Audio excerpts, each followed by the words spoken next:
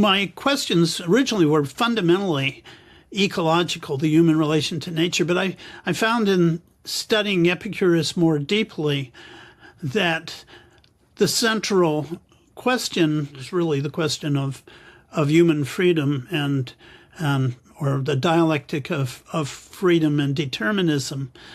But this is connected to the relation between nature and society.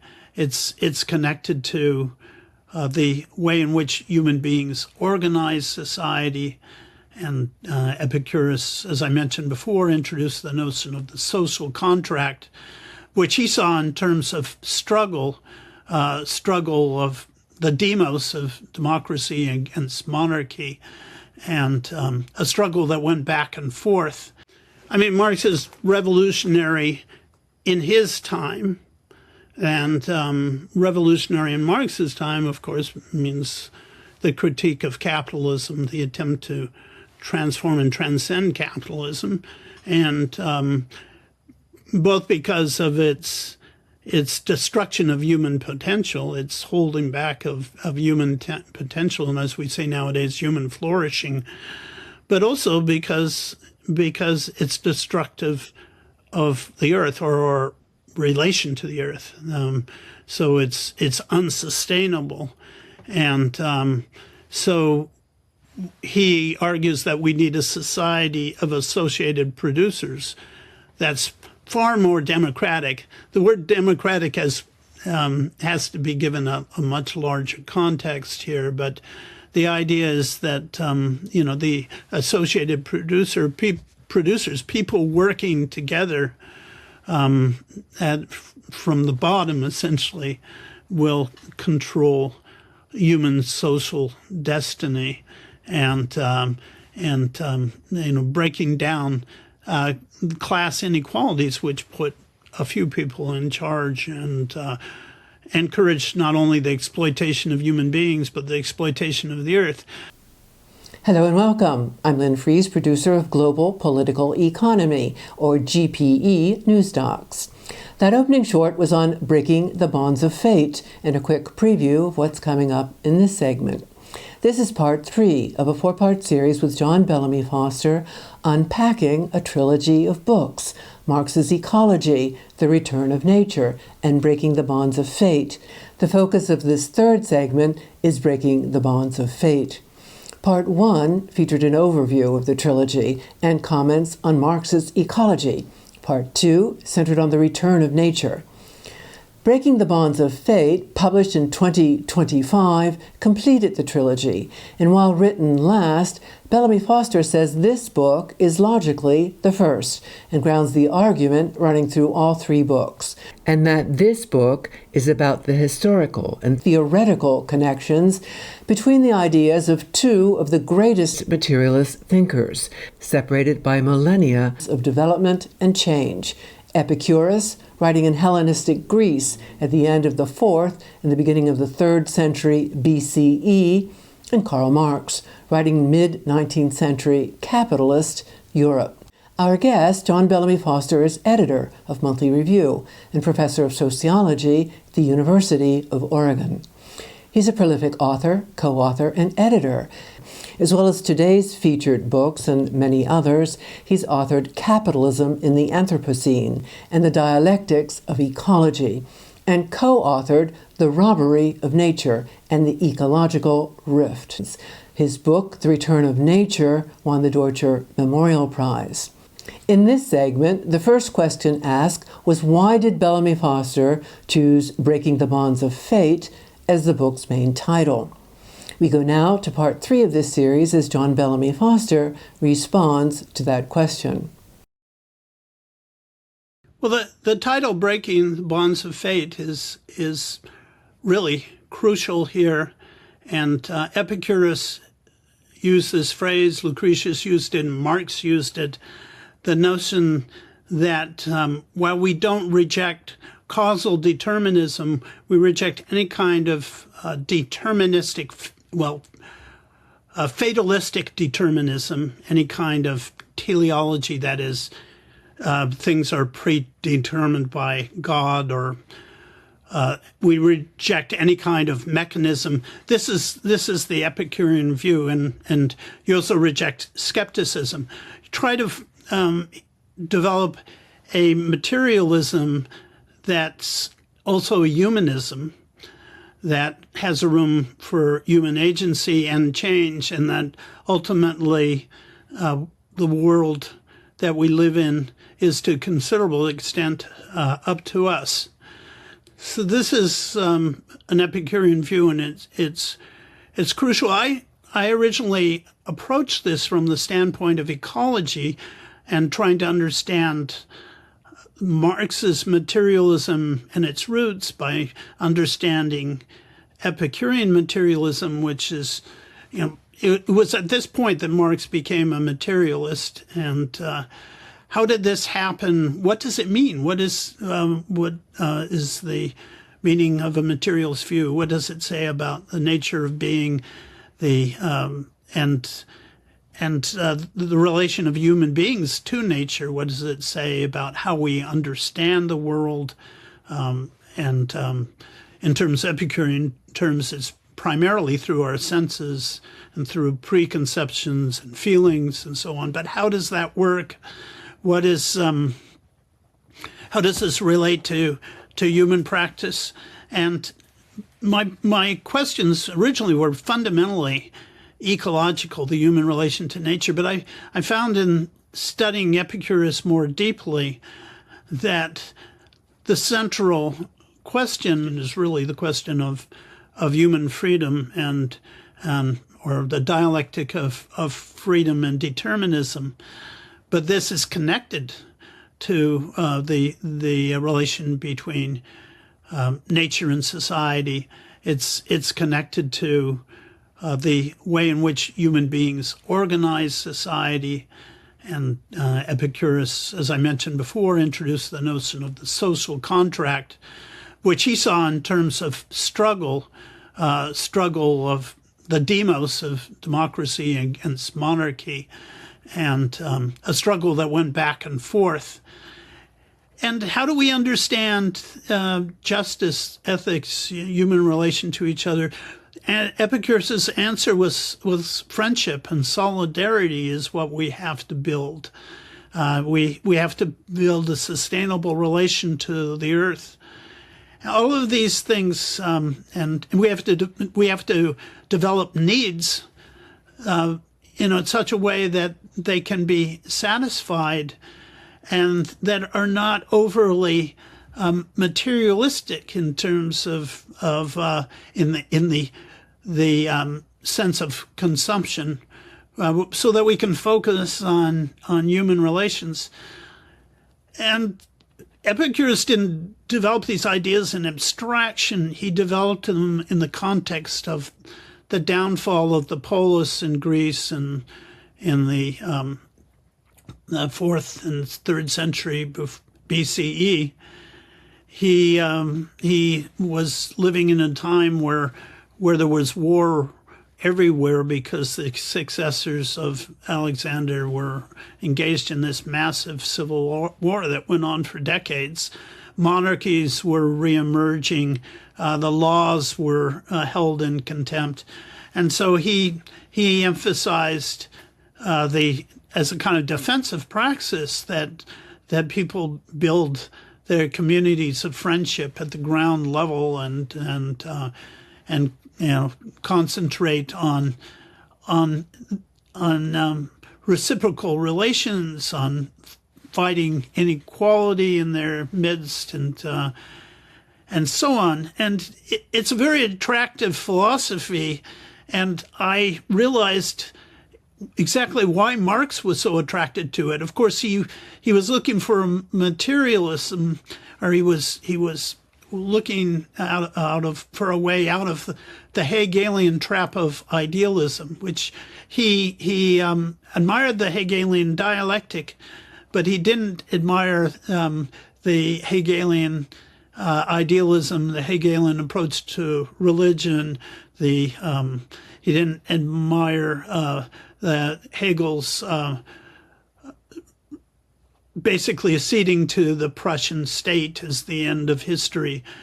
So he wanted another approach, a way to use the dialectic, but a materialist grounding. He came out of a family background. Marx did on the radical end of the Enlightenment. And Marx came out originally with those kinds of radical Enlightenment values and countered Hegel, but did not subscribe to Hegel's idealism ever. And he needed a way of addressing this. And he came up with a conclusion early on. His friend Copen said that he wrote a book on that related to Frederick the Great and Epicurus, and he said he got all of his ideas from Marx, but he got his key ideas from Marx. And one of the things that came out was that at that time was that Epicurus was the foundation for all, most of the 17th century science and Enlightenment thought. And Epicurus was involved in this very strong critique of religion, particularly the astral religion that Plato promoted at the end, that the planets, the sun, and so on were really represented gods, and that a whole hierarchy was set up on that basis that defended a hierarchical state. And Plato had said people are naturally stratified into classes, and Epicurus was completely opposed to that. He had created a kind of sustainable community of, geared to philosophy and focused on this garden, in a small house in a garden, and their philosophy was around the garden. And during the Civil War, when the civil wars that were going on at the time of Alexander's successors, and when there's starvation in Athens, Epicurus kept his people alive by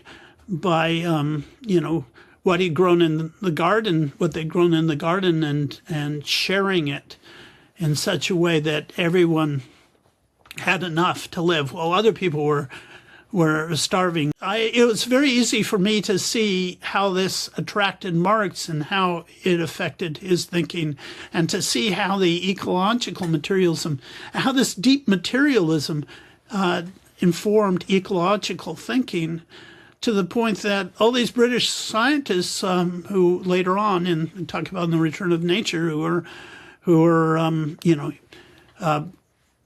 trying to develop dialectics of nature, they're referred to Epicurus as the foundation, not only for Marx as well. I think there's a fundamental humanism here, a human relation to nature and to other people that Marx absorbed. The notion that our understanding comes from our the senses, and for Marx, even art is fundamentally grounded in material conditions and our senses.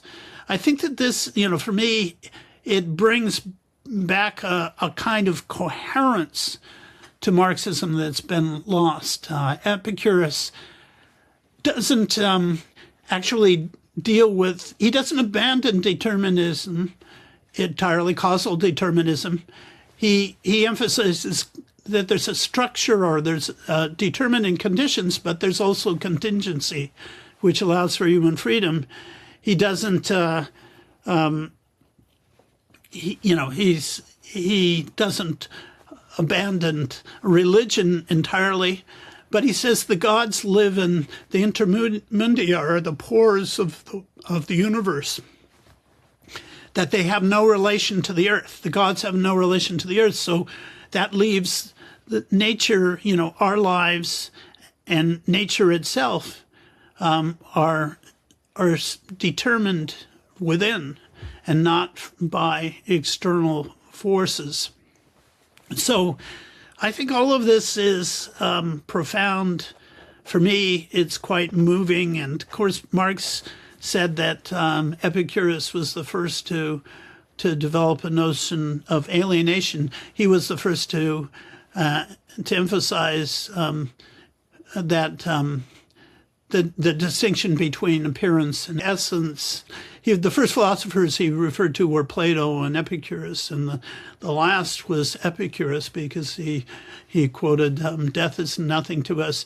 Death is nothing to us in that in Epicurus there's no immortal soul, there's no Hades, there's no torture after death. You re-enter the material world. There's no immortal soul, nothing that lives afterwards, but you merge with the physical world. We live in a world of contingency and accident, and we have the power to make changes, and it need not, that we have certain material conditions and limits, and that we can't escape, but we still have room for human freedom. So there's this dialectic of materialism and freedom. I think it's actually a hopeful view. It's hopeful because it emphasizes human emancipation, human powers, human ability to have a sustainable relation to nature, human community based on friendship and solidarity. And Epicurus didn't just help his own community when other groups were going hungry. He sent grain that he had to help others avoid hunger, and he this is just known, and he helped a Syrian friend of his that was being persecuted in Athens, because he didn't subscribe to the arrogance, the Aryan view, of ancient Greeks, where all non-Greeks were barbarians. He saw human beings as essentially equal, and his philosophy encompassed them all. So as a result, his philosophy in ancient times spread further than any others. It spread all through the Hellenistic world, in Egypt and Jordan, Syria, Palestine, Lebanon, using the present names, and as far as Persia, it spread all the way west to Rome, and it was just it was a universal philosophy. All the church fathers up for thousands of years thought Epicurus was the leading threat to Christianity and religion. Basically because of the materialism, but because it argued that he argued that gods existed, like as Marx said, the statues of Greek art, the statues of the Greek gods. The gods existed as a kind of a sign, as you could get them from images of them from preconceptions in your dreams, and they represented a kind of human perfection or perfection. But they didn't have any relation to the world. They could not intervene in any way. That the world was up to us, and as Marx said, in Epicurus's view, the world is our friend. I just think it gives us a new understanding of Marxism, Marx's development of how these materialist ideas emerged, and ecological ideas up to the present. It gives us a sort of a unifying conception, but also, there's been a tendency in Marxism in recent years to reject materialism and reject especially humanism, I think, and naturalism. Marx argued that humanism and naturalism come together, and this is very much an Epicurean view. It says that we have to be concerned with our relations with nature as well as with society. If we alienate a relation to nature, we're alienating our labor and our social relations too, and vice versa. That all comes together. We have to be concerned at all times about our relation to nature, because that's what we're transforming, and we're transforming society through our production, and we're transforming ourselves. So ultimately it comes down to the notion that I think is really an ancient notion that Marx in a way clarified, that is, human beings are the self-mediating beings of nature. And if we understand that, then we have a developed self-consciousness and a basis on which to create notions of human freedom, solidarity, substantive equality that go against an individualistic, mechanistic, teleological, idealistic, skeptical frameworks, all of which are diversions from our humanity and our ability to exercise judgment in accordance with human flourishing. Talk more about this, and specifically the notion of the Epicurean swerve, where the atom's swerve breaks free from the deterministic, mechanical path of fate represented by Democritus. The notion of the swerve in Epicurean materialism was, of course, central to Marx's doctoral thesis on the difference between the Democritean and Epicurean philosophy of nature. You say it was Marx who first emphasized that the Epicurean swerve formed the basis of a philosophy of freedom. Comment on how this notion influenced Marx and others. Yeah, well, Marx directly, Marx's work on Epicurus and his dissertation was not published until the 20th century, not until first published in German in 1902 and wasn't published in English until first time in 1967. So his dissertation did not influence anything prior to the 20th century, but it was formative in his own thought. Later on, he kind of wonders whether he actually exaggerated what he found in Epicurus, the systematic nature of it, but the system that he found, or that he thought he found, and that we have basically confirmed today, that system sort of became his in a lot of ways.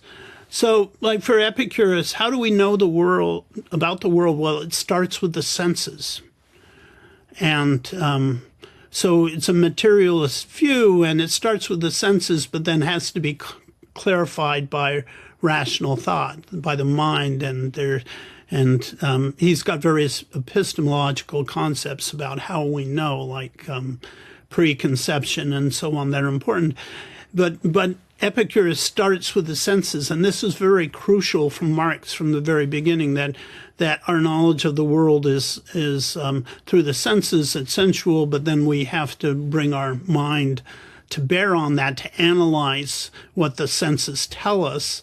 And this is just fundamental to how we think. See, human beings, then we only know things through our connections to nature and how we build up knowledge and how the mind develops in that context, and through our attempts to transform nature.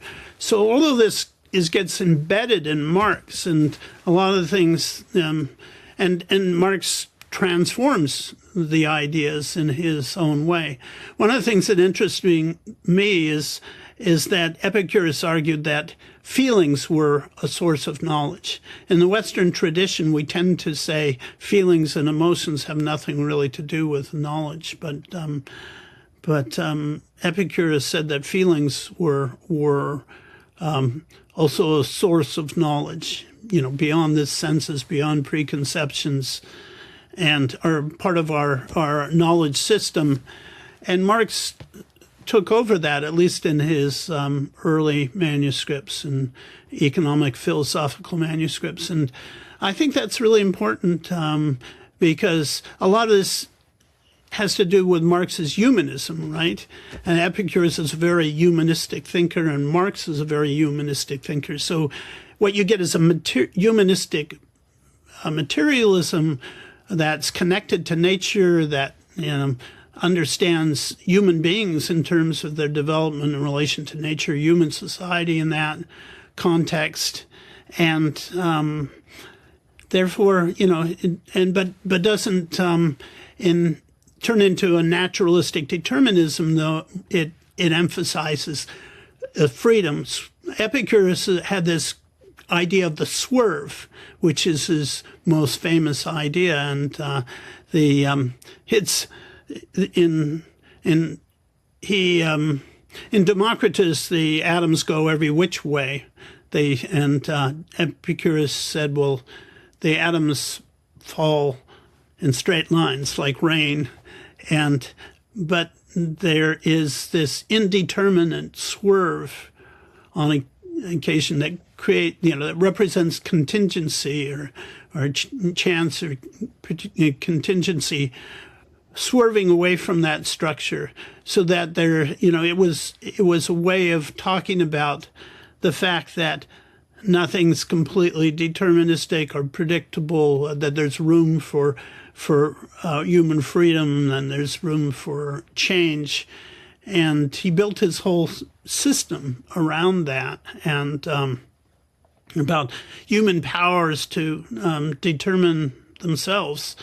He lived in a period where it was there was essentially constant civil war among Alexander's successors, fairly bloody warfare everywhere, and he devised, an approach that the polis no longer could protect people and was no longer that viable, and so he emphasized people creating their communities based on friendship and solidarity, and these things are really important values. So one of the reasons why it's so difficult to talk about all this is that it involves so many aspects, but you get maybe a sense of a materialism that is everything is connected to everything else, and in this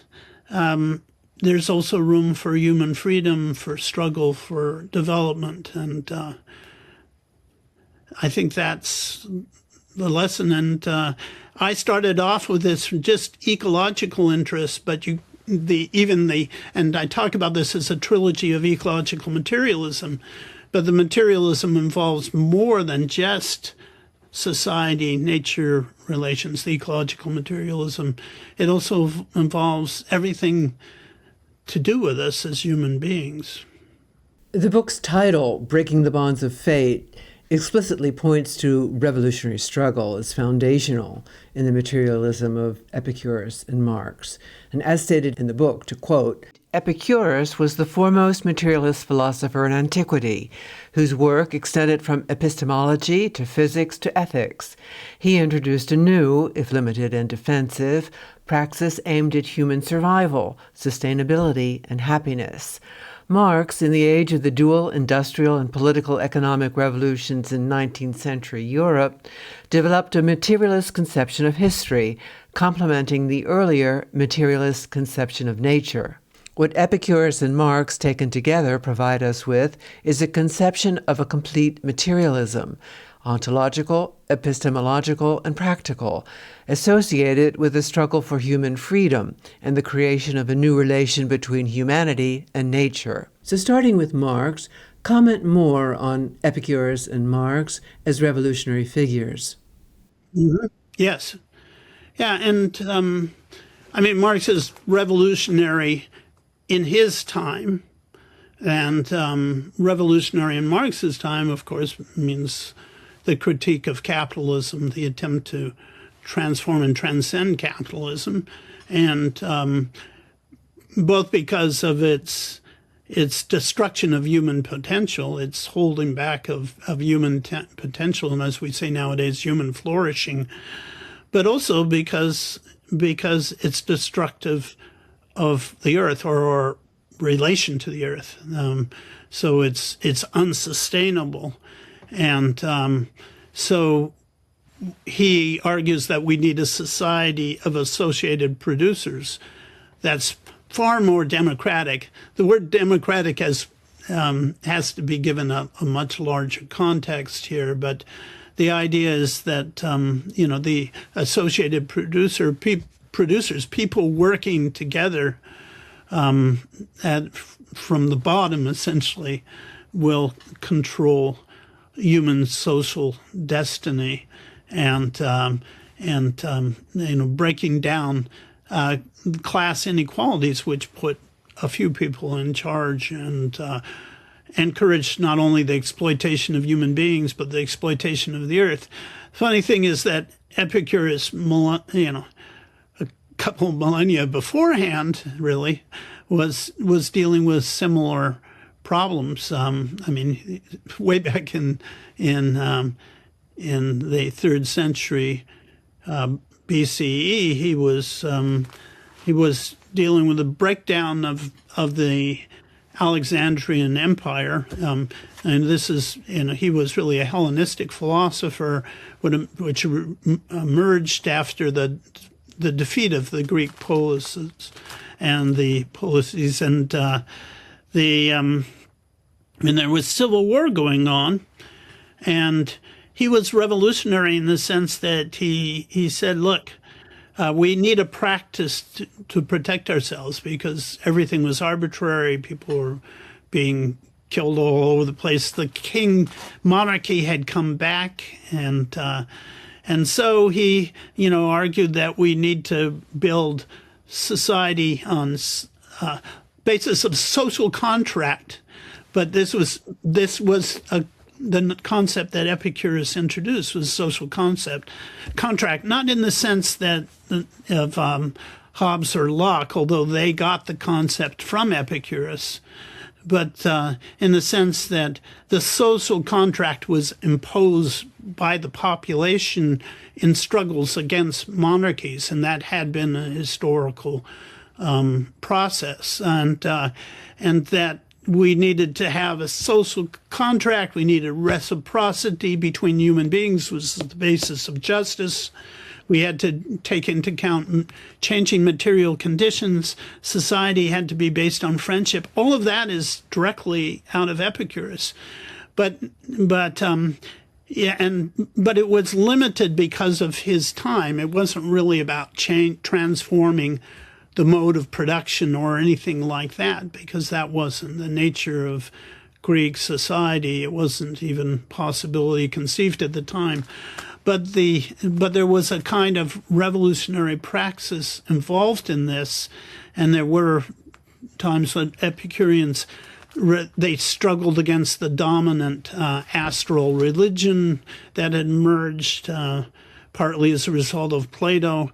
And they, organized against state religion, and this was revolutionary in his time, and the ideas were revolutionary because to develop this notion of a world that was based on reciprocity and justice and sustainability with nature and a philosophy of enough.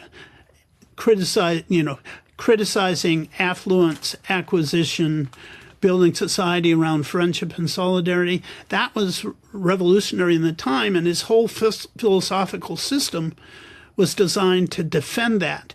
And then Marx coming along, being a very bright guy, he studied Epicurus more thoroughly than anyone else in the 19th century. He saw all that and he pointed it out, although he focused on the physics, the sort of more ontological level, because he wanted to get into the deep roots of it, and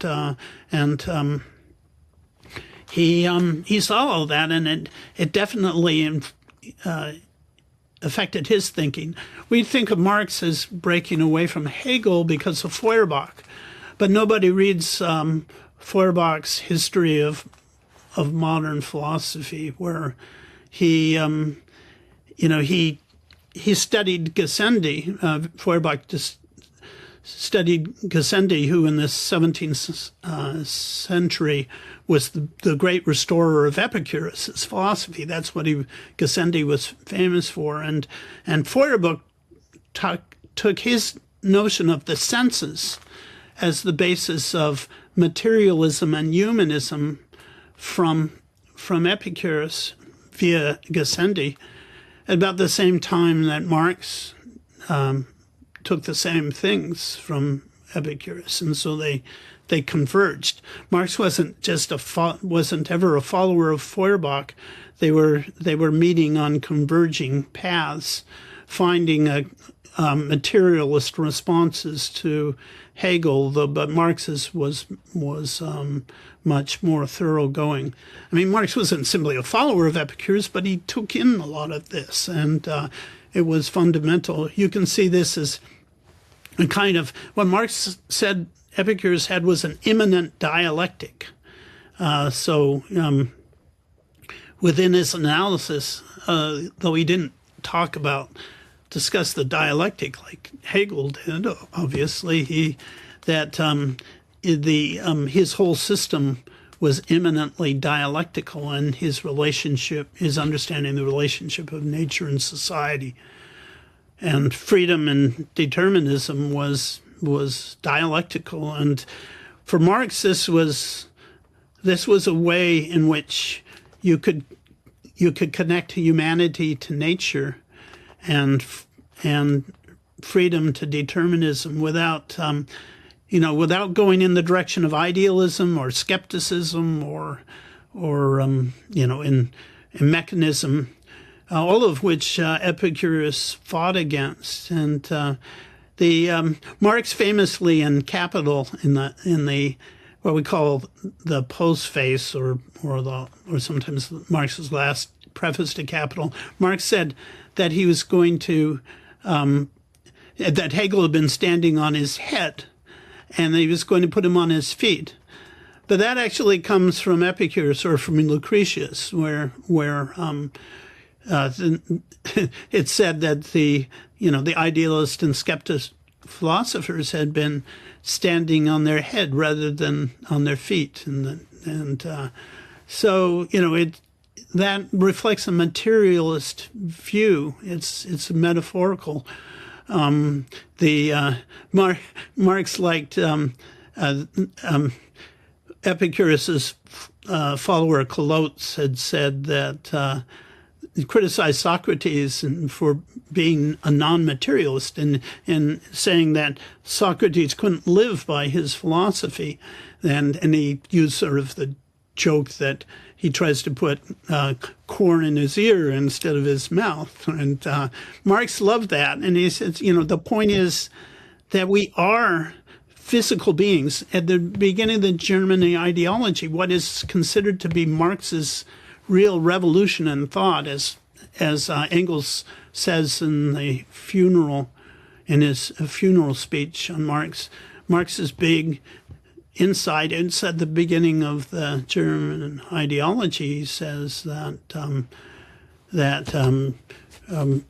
we can explain human beings any way we want, religion, so on, but we become aware of ourselves, conscious of ourselves when we produce. That production is really the basis of self-consciousness, human self-consciousness, because production involves a relationship between human beings and nature, and it involves transformation of nature by human beings, and therefore transformation of ourselves, and the activation of new ways of our senses and our knowledge. this is all, it's a materialist approach that we begin, our self-consciousness comes when we produce our means of subsistence. And you don't find that quite in the ancient philosophy and Epicurus, because they're not talking about production. They had a more static view in some ways, but even there in Epicurus, he and Lucretius, they talk about, that the fundamental thing is planting, the grain, sowing the fields, and that our existence is everything. The development of human society is based on that, and so it's a way of thinking. But I think what happened to me is that when I went back in Breaking the Bonds of Fate, I had driven back to Epicurus again to try to explain more fully Marx's foundations. And then I realized just how broad, I realized even more than I had before, just how broad Epicurus's philosophy was and how it was necessary, and his stature. And I realized that this isn't just a question of ecology and human beings and nature. This is a question of human freedom, and they're so tied together in this analysis. And I guess that's what makes it revolutionary. And it also, it says, look, sustainability is something that we choose. We choose to create, say, coevolution, or even you could say solidarity with the earth. We choose to create solidarity with other human beings. That's what, and we choose a justice that's based on reciprocity, not on the reinforcement of inequality or the promotion of commodity relations. And I was actually stunned by Epicurus all the way through, is the number of times that riches, the pursuit of riches, is challenged, and the importance of sustaining other human beings. There's even Epicurus even breaks with the Greek tradition of treating all other peoples as barbarians. And this was really important. He was a very important Hellenistic philosopher in that sense, because all peoples were invited into the philosophy. It wasn't a philosophy for Greeks. It wasn't colonialist. There was a Greek colonialism. It was not part of that kind of thinking. You make the point that Epicureanism was no longer centered simply in Greece, but reached out to the larger Hellenistic world to the east. And in a major departure, slaves were admitted to the Epicurean community of friends. And that most disturbing to Epicurus's critics in antiquity was the inclusion of women as full members of Epicurus's philosophical community. Yeah, it's interesting in the Epicurean community. Jean-Paul Sartre once said that Epicurus, said something like Epicurus's philosophy was the first one to free women and slaves. I wouldn't go that far, but in his community, women became some of the greatest philosophers of the time. Epicurus couldn't abolish slavery, but he freed all of the slaves, who were mostly scribes, but they operated at the highest level. I think that that's part of a general conception of justice and equality, and he said that also justice changes historically with changing conditions. So when Marx was put on trial after by the Prussian state over the Rheinische Zeitung, Marx used Epicurus's defense, in Epicurus's approach to justice and loss, to get himself off, and the jury acquitted him. But he said, Marx just used the same argument that Epicurus had first introduced that if the material conditions change, the laws have to change with them, and any laws that no longer conform to the material conditions are not laws, right? I mean, I'm putting it in different terms, but this was the argument, and Marx was acquitted. But it's one of Epicurus' principles of justice. Comment more on materialism and socialism. More specifically, as it relates to points you discuss in Breaking the Bonds of Fate, that, to quote, Marx and the Holy Family followed Epicurus in arguing that the human individual was not an atomistic individual, and therefore contentless like the atom itself, but a social individual, living and developing in society, and to be judged in those terms. And that Epicurean materialism had explicitly introduced historical and social change in development with the concept of the social contract and notions of social justice. And it was Epicurus, as Marx repeatedly noted over the years, who introduced the concept of the social contract, along with the whole historical approach to the development of society. And that in Marx's conception, Hegel's dialectic was the single greatest achievement of speculative philosophy. In contrast, Epicurus' system, with its immanent dialectic, pointed beyond speculative philosophy to materialism, the intellectual birthplace of socialism.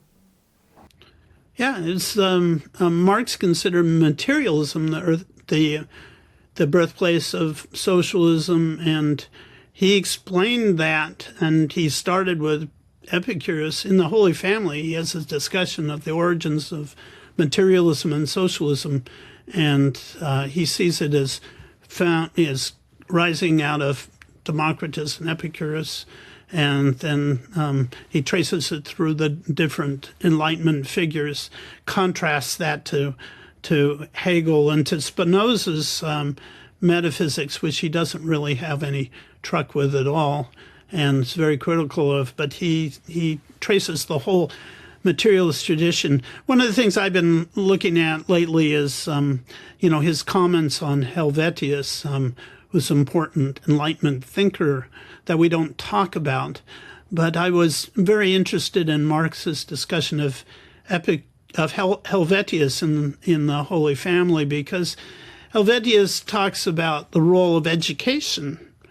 And Marx says, and not education in the narrow sense, of course, education in terms of mentorship and learning and so on, but also education coming from life itself.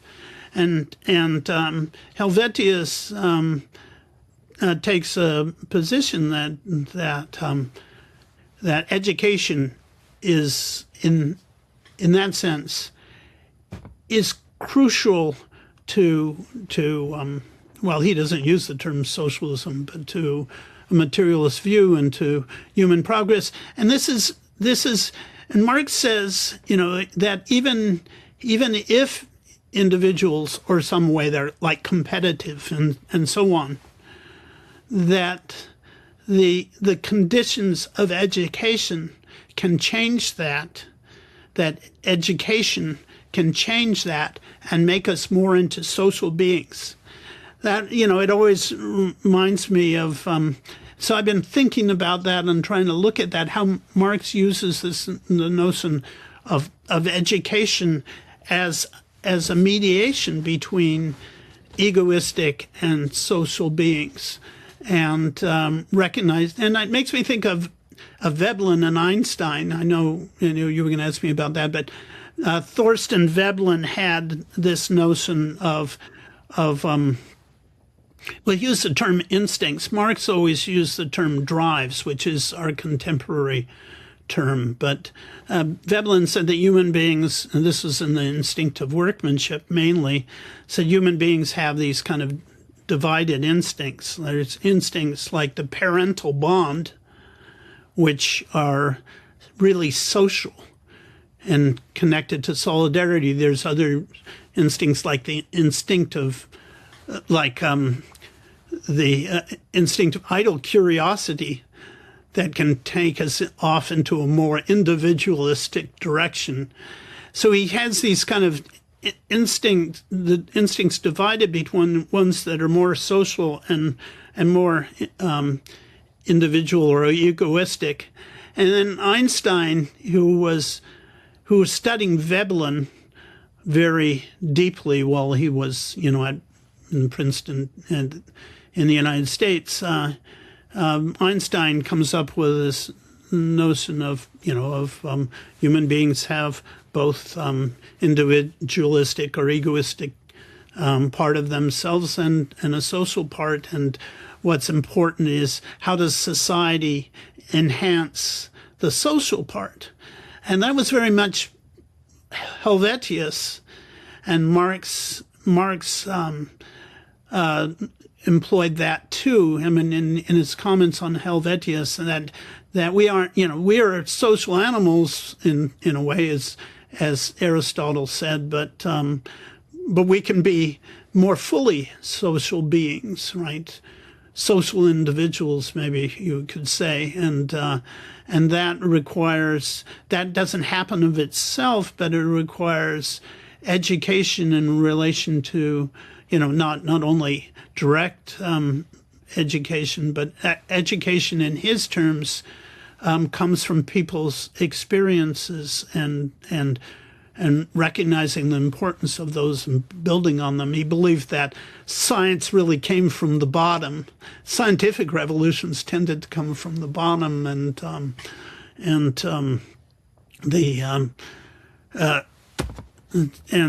new ideas because people were dealing out of their actual experiences and the contradictions between their experiences and reality. So so there's that element. And Epicurus, we've discovered, the book 25, it's kind of astonishing, but he had a notion that human beings had a certain original constitution. And this is explained in terms of atoms and so on, mind atoms and so on. But human beings had a certain constitution, and then they developed and were educated through their experiences, and then the mind developed in that way, and that there was no room for an essentialist view or a reductionist view, that we actually were developmental beings. And I think that's so in line with Marx, and also what Marx thought about Epicurus, but he never had access to book 25 on nature.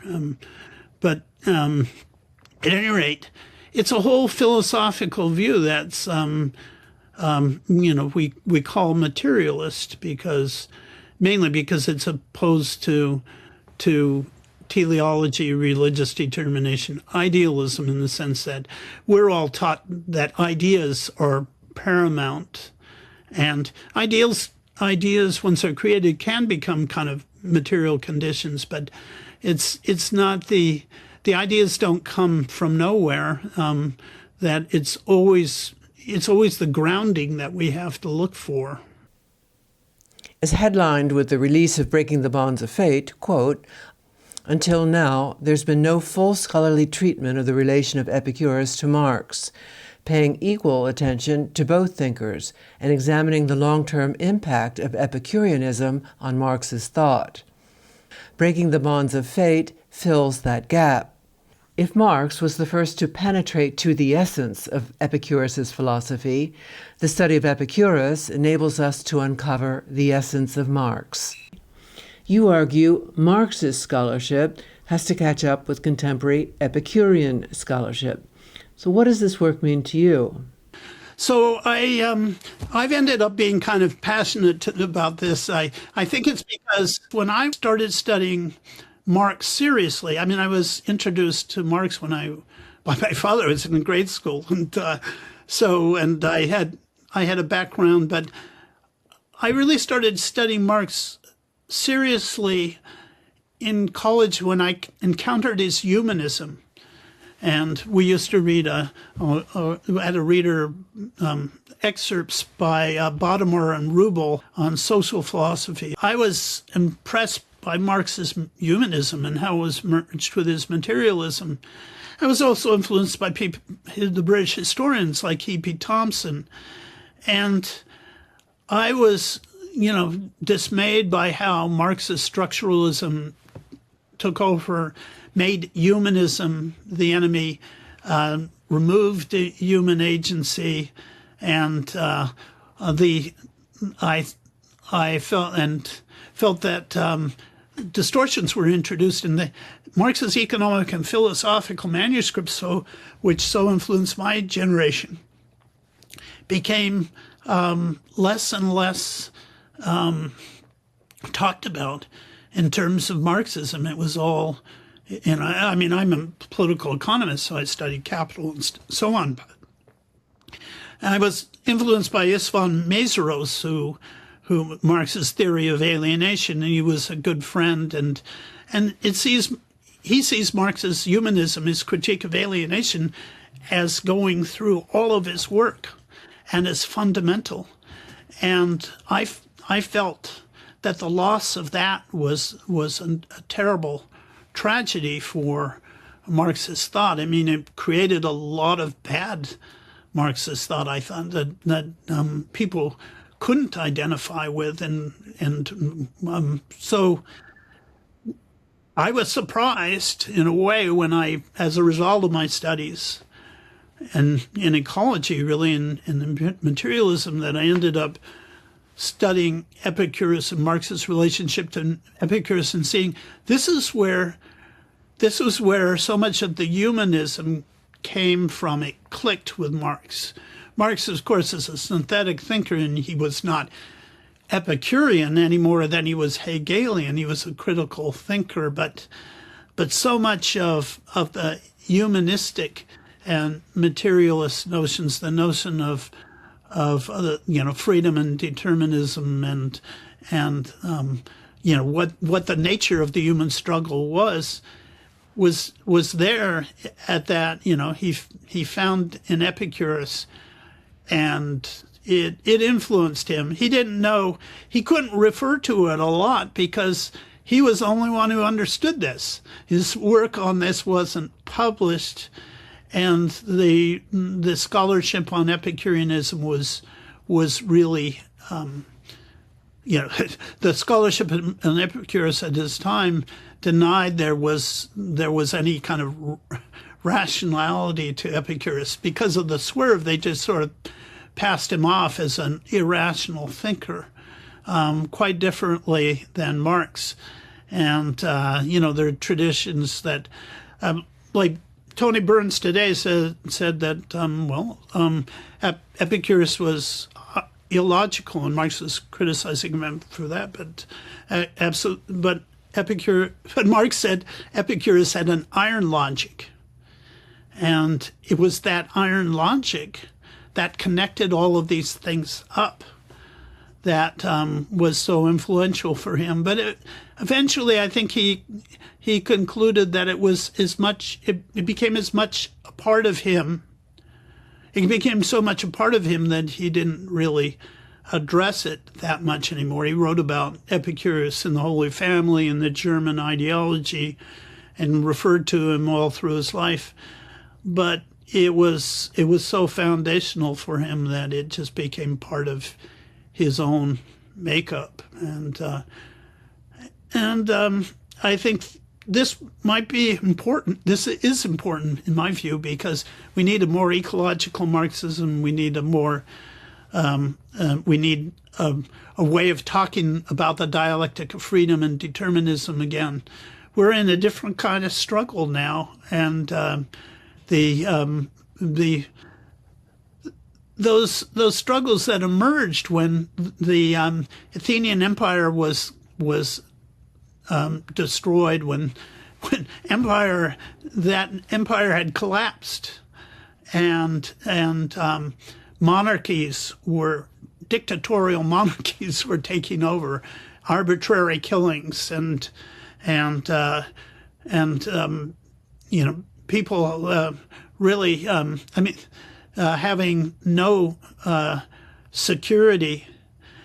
There are resemblances to our time. What kind of a praxis do we need? We need a praxis that combines Epicurus's notion of sustainability and a philosophy of enough and reciprocity with Marx's emphasis on production and transformation. And I think this is the road, or the way, as the Taoists would say. And there is a relation there. And Needham says that we're all Taoists and Epicureans now. And but he was also a Marxist. He saw the three as coming together.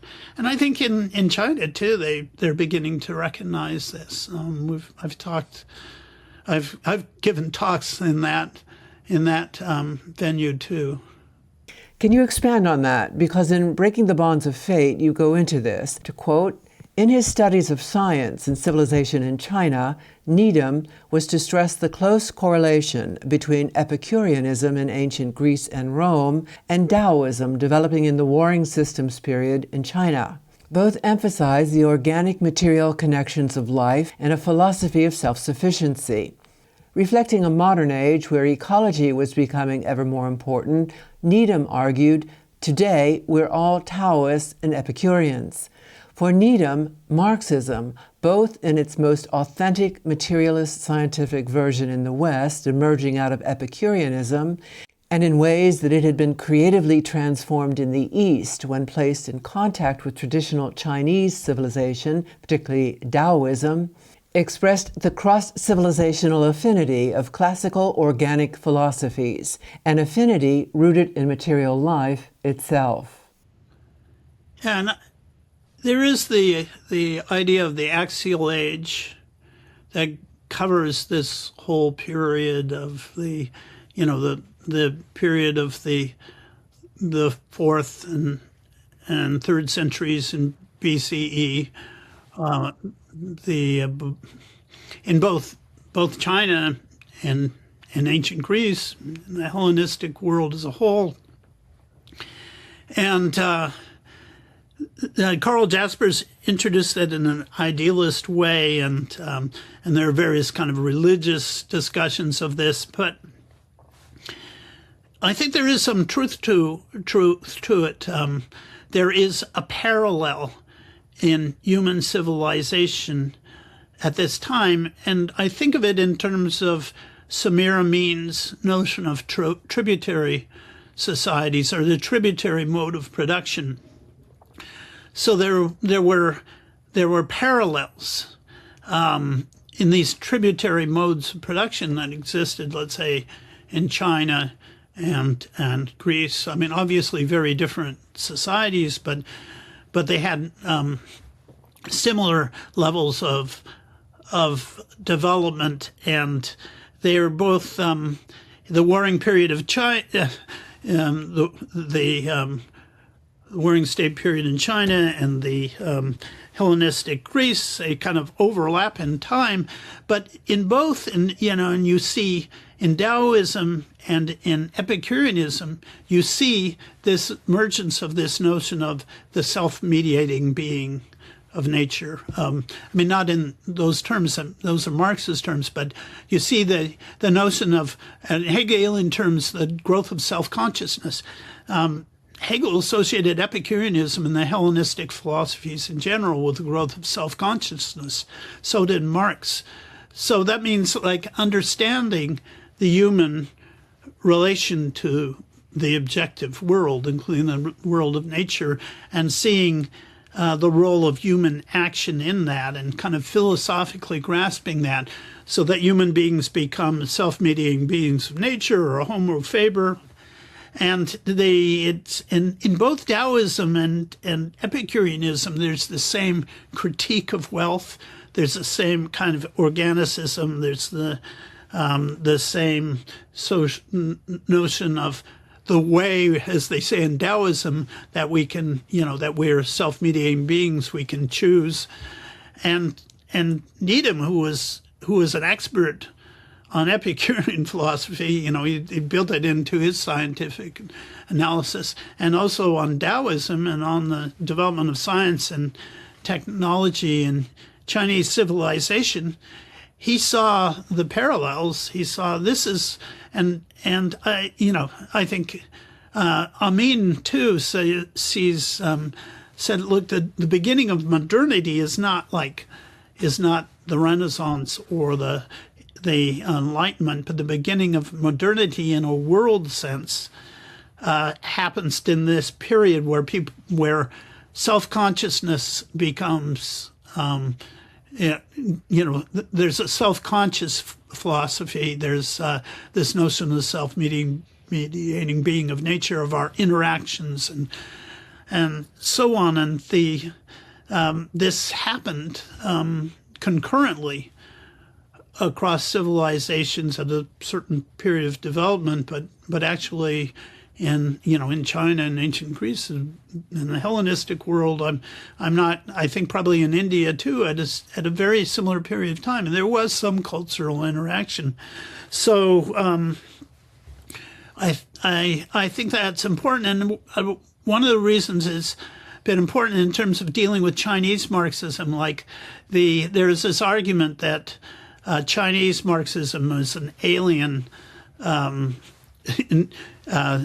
imposition parachuted into Chinese society. That is, that Marxism is an artificial imposition in China, that not separate from traditional Chinese culture.